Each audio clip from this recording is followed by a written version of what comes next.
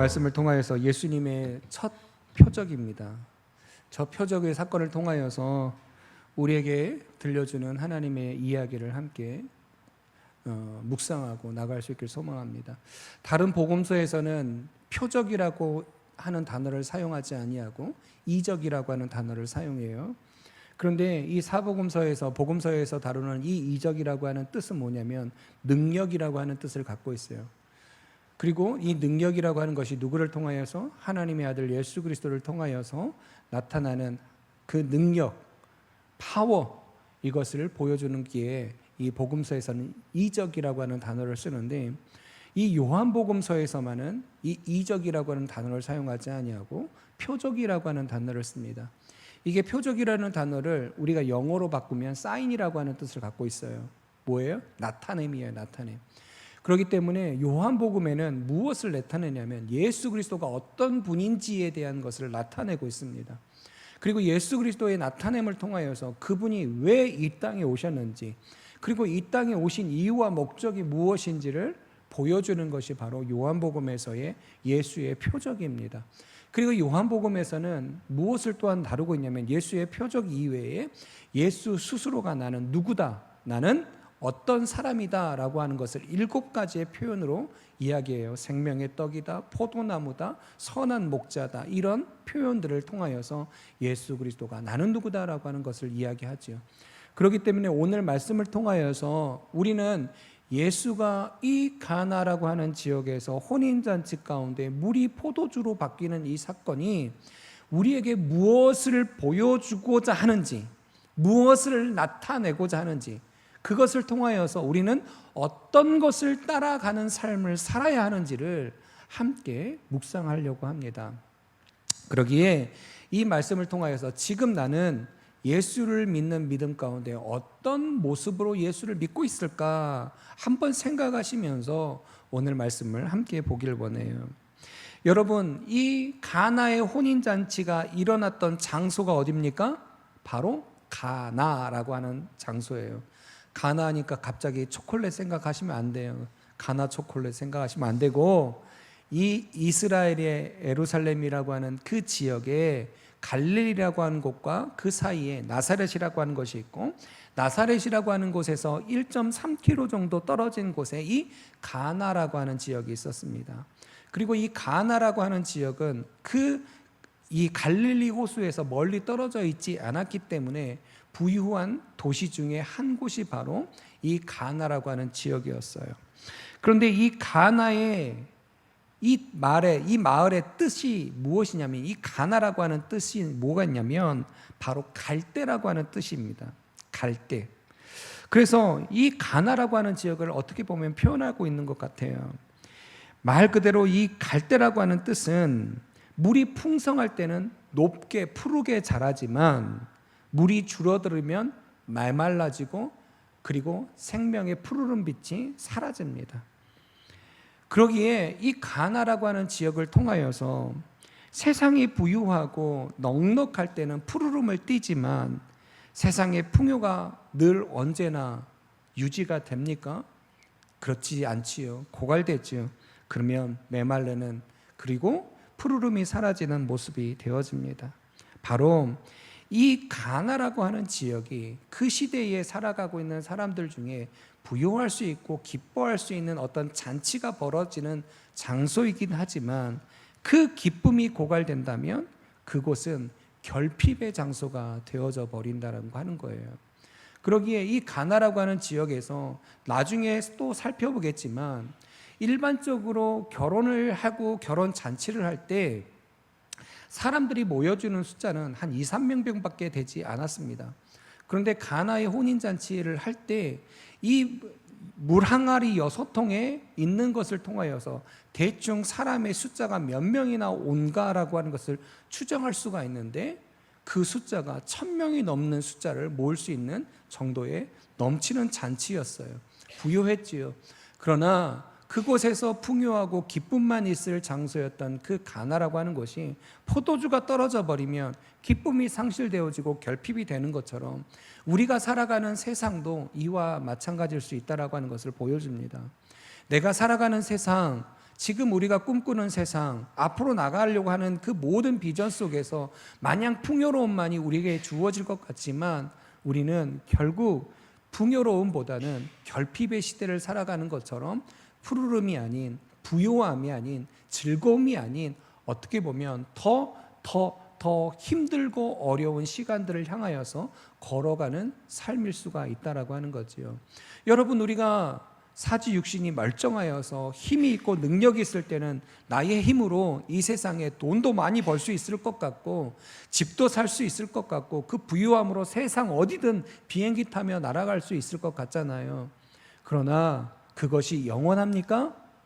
내가 살아가는 이 가나와 같이 지금 현재 우리가 살아가는 강주, 광역시, 남구, 석정이라고 하는 이것이 평생 영원히 풍요할까요? 아니요. 날마다 점점 결핍의 시대로 넘어갑니다. 절대 부유하지 않는 시대로 넘어가요. 우리는 점점 늙어가잖아요. 대단하게 힘써서 뭔가를 이룰 것 같은 시대가 점점 사라져 가잖아요. 우리는 결국 결핍의 현장에서 살아가고 있는 사람이고 결핍의 시대로 우리 스스로가 우리가 그렇게 만들어가지 아니할지라도 그렇게 살아가게 되어집니다. 그러기에 우리는 언젠가 고갈될 수 있고 메말릴 수 있는 시대에 살아가고 있고 그런 장소에 머물러 있다라고 하는 것을 우리는 기억하지요. 기억해야 합니다.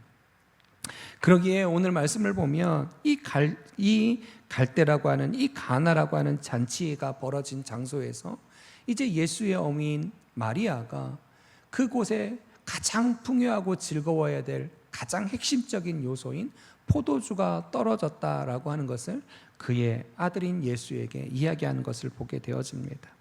즉 기쁨의 자리가 예상치 못한 위기에 그리고 기쁨이 사라지는 이 가나라고 하는 장소가 될 수 있다라고 하는 것을 우리에게 보여주는 거죠. 그러기에 이 유대라고 하는 문화 속에서 이 포도주가 떨어진다라고 하는 것은 무엇을 의미하냐면 치명적인 수치와 비난을 맞이해야 되는 것과 똑같습니다. 유대 랍비들의 오록에 보면 포도주가 없으면 기쁨도 없다라고 하는 말의 표현이 있어요. 그러기에 포도주는 무엇을 상징하냐면 기쁨과 희락을 상징합니다.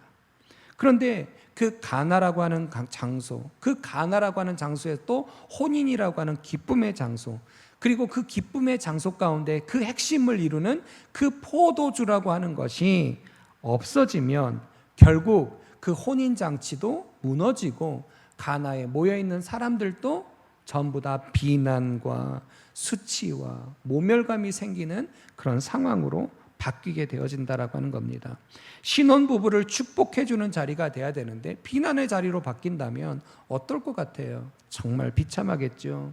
그런데 유대의 전통에 따르면 이 혼인잔치 가운데 만약에 이런 실수를 하게 된다면 회당에다가 법적인 조치를 취할 수 있는 문제까지도 심각한 문제까지도 삼을 수 있는 빌미를 제공하기도 합니다.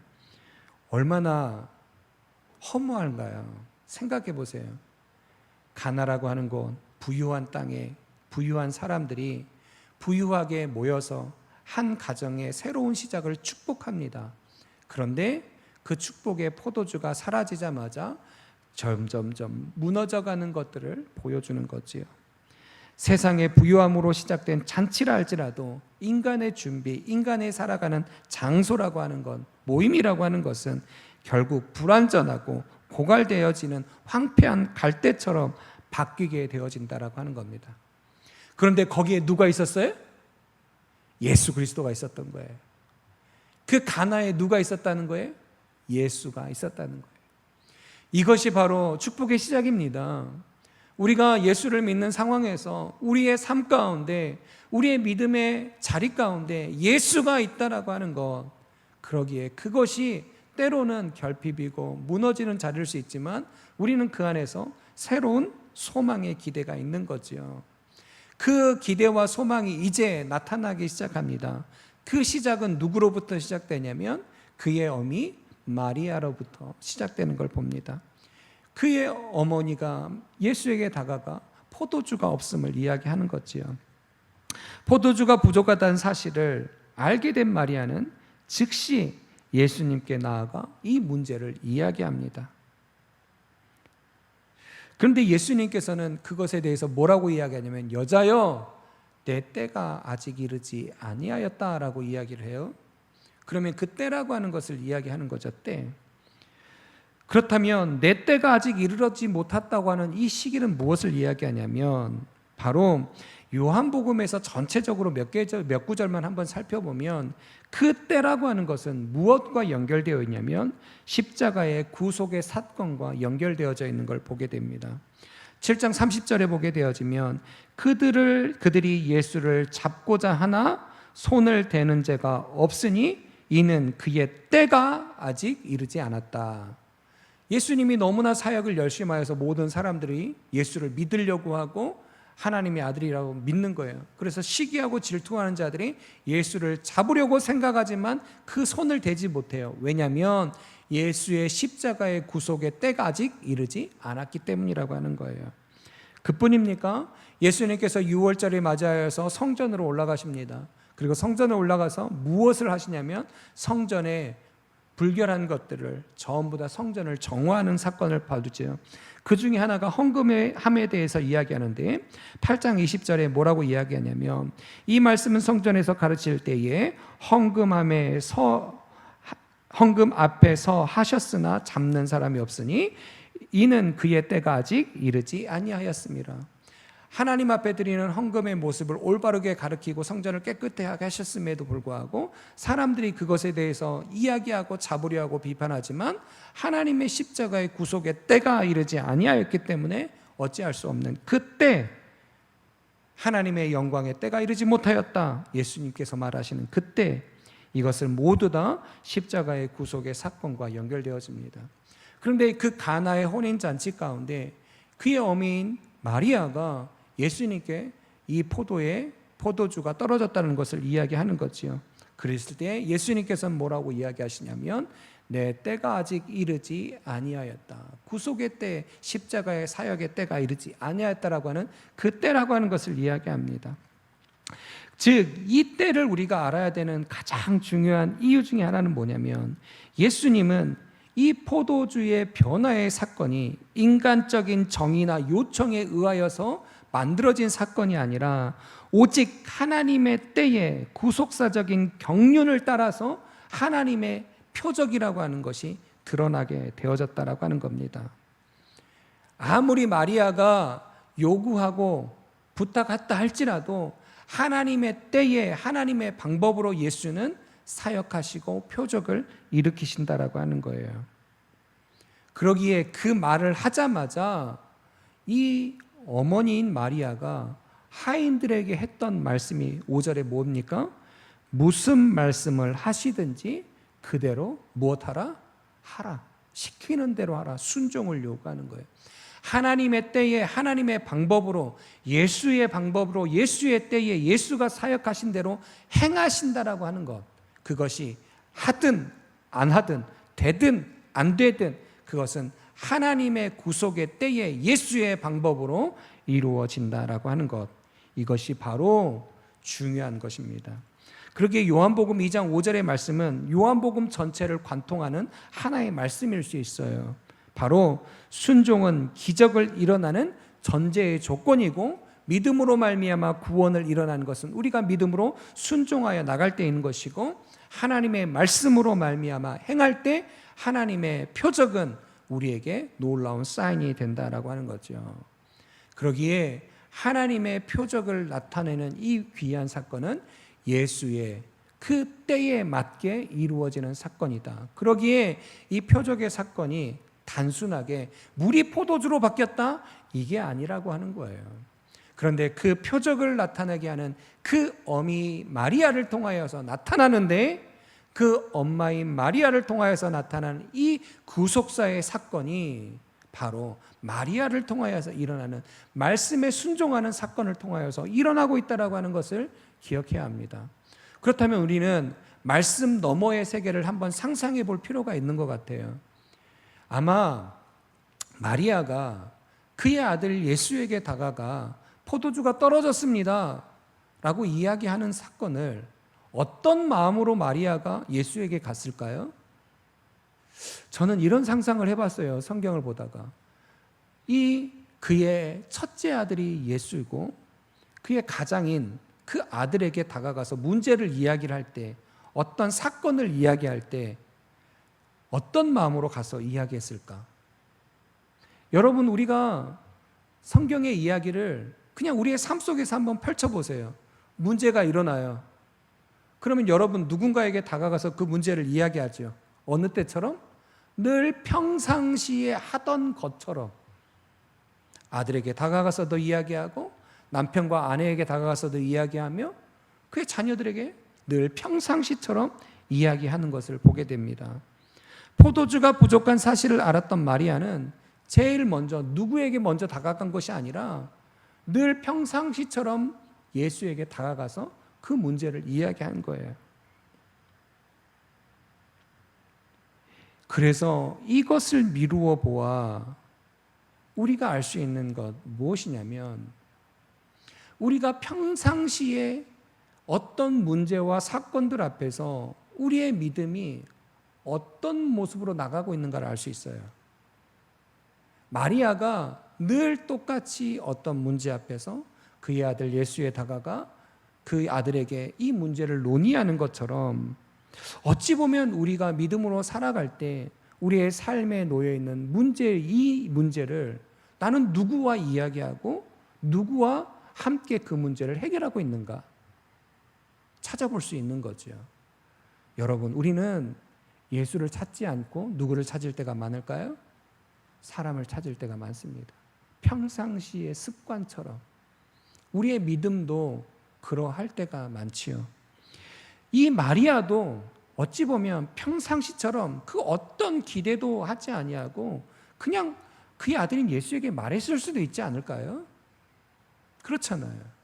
그러나 그런 습관과 같은 모습이 놀라운 사사로운 개인적인 일과 같은 것이 위대한 물이 포도주로 바뀌는 사건으로 만들어져 버렸다는 것입니다. 마리아는 의논하고 이야기했을 뿐인데요. 그리고 그것은 예수의 첫 표적을 만드는 놀라운 사건을 만들어 버렸습니다. 여러분, 주의 이름으로 부탁을 합니다. 한번 도전합니다. 여러분, 예수의 기적, 이적이라고 하는 표적을 우리 삶 가운데 나타내기를 원하십니까? 그러면 우리는 평상시에 우리의 삶의 믿음의 그 이적을, 표적을 드러내기 위해서 우리의 평상의 일상의 삶은 어떻게 살아가고 있으세요? 정말 주님을 붙잡으세요? 주님과 논의하세요? 이야기하세요? 우리는 예수를 평상시에 늘 가까이 모시는, 이야기하는 대상이 되어질 때 예수의 표적이 우리의 이야기를 통하여서, 우리의 삶의 모습을 통하여서 나타날 수 있다라고 하는 것을 기억하실 수 있었으면 좋겠습니다. 마리아가 이야기한 것은 우주를 변화시키는 이야기가 아니었어요. 놀라운 사건을 만드는 게 아니었다니까요. 그냥 포도주 떨어졌어, 일상적인 이야기였을 뿐이라는 거예요, 마리아의 입장에서 보면. 그런데 그게 놀라운 기적의 사건으로 바뀌었다는 거예요. 여러분의 일상 속에서 문제 없는 사람이 어디 있겠어요? 다 있죠. 그런데 그 순간에 한번 늘 주님 앞에 다가서는 저와 여러분이 되어보면, 그 문제를 주님 앞에 의논하고 찾다 보면 예수의 표적은 우리의 삶의 문제를 통하여서 예수의 구속적인 놀라운 사건으로 이루어질 수 있다라고 하는 겁니다. 그 기적을 만들어내는 저와 여러분이 될 수 있기를 주의 이름으로 축원합니다. 아멘. 그리고 우리가 생각해 볼 게 있어요. 6개의 돌 항아리예요. 이게 무엇을 의미할까요? 돌 항아리. 이 돌 항아리는 생명력 없는 형식적인 유대교를 비판하는 모습으로 비춰질 수 있습니다. 이 돌 항아리는 유대인들이 외출해서 돌아올 때 손, 발을 닦는 결례의 행위를 하는, 그것을 위해서 비치된 것이었어요. 즉 무엇을 말을 하냐면, 바깥에서 열심히 일을 하건 외출하건 다시 집으로 돌아오면 손과 발을 닦는 것이 바로 정결의 예식이었다라고 하는 겁니다. 그리고 이 정결 예식은 율법에 있는 것이 아니라 그 유대의 전통이었어요. 장로들이 그렇게 했거든요.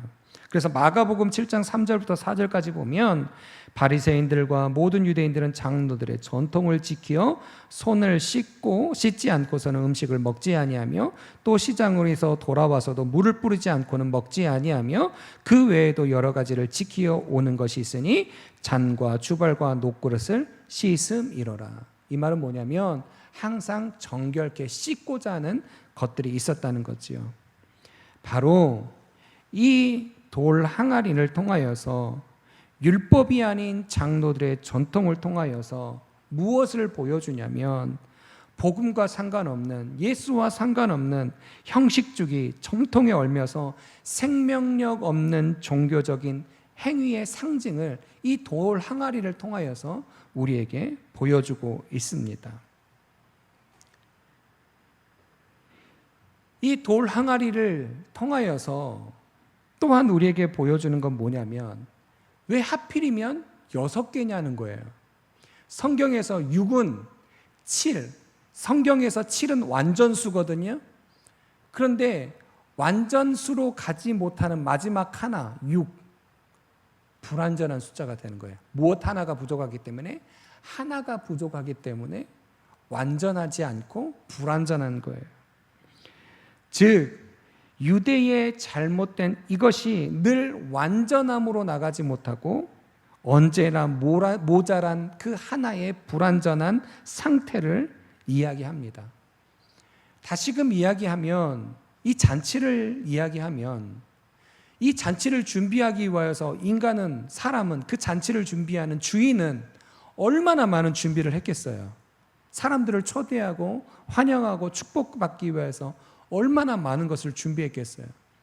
그러나 그들이 그렇게 준비했음에도 불구하고 완전하지 않고 불완전한 6밖에 준비할 수 없더라 라고 하는 거죠. 그런데 이 오늘 성경을 보면 항아리의 크기를 이야기하고 이 항아리의 크기를 통하여서 추정해 볼 수 있는 게 있어요. 영어 성경에서 이 항아리를 20에서 30갤런이라고 하는 것을 추정할 수 있게 기록합니다. 약 75에서 113리터 정도에 들어가는 거지요. 그러면 6항아리를 이야기하면 그 숫자가 120에서 180갤런이라고 하는 것이 채워지는 항아리가 됩니다. 이렇게 이야기하니까 어렵지만 우리가 너무나 잘 알 수 있는 500리터라고 하는 밀리리터라고 하는 생수병 있잖아요. 그 생수 걸로 계산하면 몇 개의 생수병이 나오냐면 1000개에서 많게는 1400개에 넘치는 양이 나옵니다. 그러면 그 잔치에 초대된 숫자가 미루어 짐작할 수 있는 게 몇 명 정도? 적어도 1000명 이상의 손님을 맞이하는 잔치였고 그 사람을 준비하는 것이었다라고 하는 거예요. 그만큼 이 잔치를 준비하기 위하여서 얼마나 많은 노력을 했을까? 사람의 노력을 했을까요? 그럼에도 불구하고 무엇하더라? 완전해지지 않고 불완전한 6밖에 준비 못하더라. 이것이 바로 우리의 불완전한 모습이에요. 그래서 잠언은 말하지요. 아무리 사람이 경영하고 준비할 때 할지라도 그것을 인도하시는 이는 누구더라? 하나님이더라. 우리가 아무리 완전함을 추구하고 만들어 갈지라도 하나님의 도우심이 없이는 그 어떤 것도 채울 수 없는 불완전함, 이것이 또한 우리의 노력일 수 있다라고 하는 겁니다. 여러분, 우리는 이렇게 살아가고 있진 않을까요? 이렇게 우리가 열심히 안 사는 사람들이 어디 있겠어요? 한번 물어보셔요. 나름요, 일주일 동안 얼마나 힘들고 어렵게 살았는지, 우리 성도들의 수고를 얼마나 많이 이야기하면 이야기할수록 얼마나 많은 힘듦이 있었겠어요. 우리 연로해지신 우리 권사님, 집사님, 장로님들에게 물어보세요. 80평생, 90평생 살아가시면서 뒤 이야기하면 그 고난이라고 하는 것 안 어려웠겠습니까? 우리 오집사님은 그 전쟁이라고 하는 베트남, 제가 알기로는 베트남도 참전하신 걸로 알고 있는데, 여러분 경험해보지 않는 이상은 그 경험을 어떻게 말하겠어요? 말로 표현 못해요. 제가 언제 설교할 때 그런 이야기 했잖아요. 호치민의 구찌라고 하는 곳에 갔는데, 구찌 터널이라고 하는, 거기 갔는데 그 터널, 어두운 터널 들어갔더니 그 깜깜한 암흑에 1분이 1시간 같고 2시간 같고 나오지 못해요. 쩔쩔매는 내 모습이 있었던 것처럼 지나온 시간 얼마나 어렵고 힘들었겠어요. 지금 이 시간을 살아가는 이 순간에도 얼마나 불안하고 또 힘든 게 없겠습니까? 그러나 우리는 최선으로 살아간다는 거예요. 열심히 살았다고요. 그러나 우리는 이렇게 불완전한 준비와 삶을 살아갈 수밖에 없어요. 그러나 물 6통밖에 없는 그 상황 가운데 그 물을 완전케 하시고 기쁘게 바뀌시는 한 사건이 등장합니다. 그걸 누가 만드셨어요? 예수 그리스도가 바꾸셨다는 거예요. 그곳에 예수님이 불완전한 그 물 항아리, 돌 항아리 6개를 통하여서 완전함으로, 기쁨으로, 그리고 사람들이 서로가 어찌 이렇게 좋은 것을 마지막에 가져올 수 있느냐라고 이야기할 수 있는 놀라움으로 바꾸셨다는 거예요. 여러분의 인생에, 우리의 삶의 자리도 그렇게 되어질 수 있기를 축원합니다. 이전보다 지금이 더 행복하다, 이전보다 지금이 더 풍성하다, 이것이 예수 믿는 자들의 삶의 고백이 되어야 될 줄 믿습니다. 여러분이 인생을 마무리할 때요, 이것도 안 됐고 저것도 안 됐고, 이게 아니라 끝나는 그 순간에 하나님이 행하셨어, 하나님이 하셨어, 고백할 수 있어야지요. 그 사건이 바로 예수의 가나의 혼인잔치가 물이 포도주로 바뀌는 역사가 이루어지는 것입니다. 이런 이적의 표적의 능력이 저와 여러분 삶 가운데 일어날 수 있기를 축원합니다. 그것을 체험할 수 있기를 축원합니다. 이걸 통하여서 결국은 어떻게 됐습니까? 마지막 11절에 예수를 따르던 제자들이 누구를 믿게 됐대요? 누굴 믿게 됐대요? 예수를 믿게 됐대요. 예수를 믿게 됐대요. 여러분, 이 이적을 통하여서, 표적을 통하여서 결국 예수를 믿었어요. 예수를. 제자들이 비로소 예수의 영광을 보았고 그분을 따름이 믿음으로 바뀌는 사건이 되어집니다. 그러기에 그들은 물이 포도주로 바뀌는 질적 변화의 사건을 경험하게 되어졌고요, 걱정과 두려움의 장소가 기쁨과 환희의 장소로 바뀌는 것을 경험하게 되었습니다. 또한 예수의 표적을 통하여서 그는 진정 하나님의 아들 예수 그리스도라고 하는 것을 발견하게 되었다라고 하는 겁니다. 우리의 인생 잔치에도 언제든지 포도주가 떨어지고 고갈되고 결핍을 다가올 수 있는 상황이 있을 수 있습니다. 그리고 우리도 형식주의적이고, 그리고 세상의 부유함을 따라가는 갈대와 같은 이 가나에 머물 수 있고, 돌 항아리처럼 형식주의적인 예배의 습관에 빠질 수가 있습니다. 그러나 그 어느 것도 우리의 갈증의 문제를 해결해 줄 수 없습니다. 그 순간 우리는 습관처럼 예수 가운데, 그곳에 있는 예수의 그 삶을 통하여서, 만남을 통하여서 결핍이 바뀌고 문제가 해결되어지고 우리의 예배가 바뀜을 통하여서 하나님의 말씀대로 될지어다 라고 하는 이 순종의 모습을 통하여서 우리는 무미건조한 우리의 인생 가운데, 우리의 믿음의 자리 가운데 물이 포도주로 바뀌는 기쁨의 잔치가 되어지는 우리 사랑하는 성도가, 우리의 교회가 되어줄 수 있기를 소망합니다. 주님의 놀라운 표적이, 이 가나의 혼인잔치의 표적이 여러분의 삶에 일어나는 축복이 임하기를 소원합니다. 그걸 꿈꾸고 나가는 사랑하는 우리 성도가 될 수 있기를 축원합니다. 할렐루야, 아멘. 우리가 그러기에 그런 은혜를 누릴 때 하나님의 놀라운, 이런 말 했으면 좋겠어요. 예수를 믿어보니 이보다 더 좋은 게 없더라. 아멘. 여러분을 보며 믿지 않은 자들이 나도 한번 예수 믿어봐야 되겠구나 할 수 있는 은혜가 있기를 소망합니다. 그렇게 될 때 이 갈대와 같은, 이 가나와 같은 이 내 마음 교회가 바뀔 수 있을 줄 믿습니다.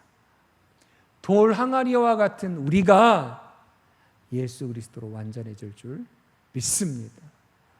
할렐루야. 우리가 그것을 꿈꾸면서 같이 기도할까요? 여러분, 이 모든 것은 여러분에게 주어져 있습니다. 여러분에게 주어져 있다고요. 꼭 기억하십시오. 그리고 이 시간에 기도하십시오. 여러분 주님 앞에 기도하며 나가십시오. 여러분의 모든 일상의 삶도 한번 주님 앞에 기도하시고요. 나의 결핍도 문제도 상황도 다 주님 앞에 아뢰보세요. 하나님이 어떤 표적의 은혜를 우리에게 주실지. 목사인 저도요, 인간이기에 얼마나 불안하고 두렵고 떨리는 게 많을까요? 앞에서 설교하고 이야기하지만 뒤돌아서면 걱정과 근심이 왜 없겠습니까? 실수가 왜 없겠습니까? 그러나 주님을 놓치고 싶지 않은 간절함이 있습니다. 예배를 놓치고 싶지 않은 간절함이 있어요. 여러분에게도 그런 간절함으로 한번 주님을 붙잡고 이 시간에 하나님 앞에 기도하는 시간이 될 수 있기를 소망합니다. 다 같이 기도하며 나가겠습니다. 기도합니다.